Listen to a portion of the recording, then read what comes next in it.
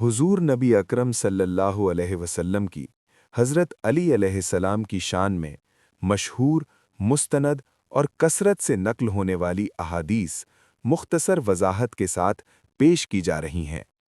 नबी अकरम सल्लल्लाहु अलैहि वसल्लम ने इरशाद फरमाया, जिसका मैं मौला हूँ, उसका अली भी मौला है। ये वो ऐलान है जो गदीर खुम के मैदान में गूंजा और रहती दुनिया तक हक और विलायत का मयार बन गया। रसूल अल्लाह सल्लल्लाहु अलैहि वसल्लम ने हज़रत अली से फरमाया, ए अली, तुम्हें मुझसे वही निस्बत है जो हारून को मूसा से थी, सिवाय इसके कि मेरे बाद कोई नबी नहीं। नबी सल्लल्लाहु अलैहि वसल्लम ने इल्म की फजीलत बयान करते हुए फरमाया, मैं इल्म का शहर हूँ और अली उसका दरवाज़ा है।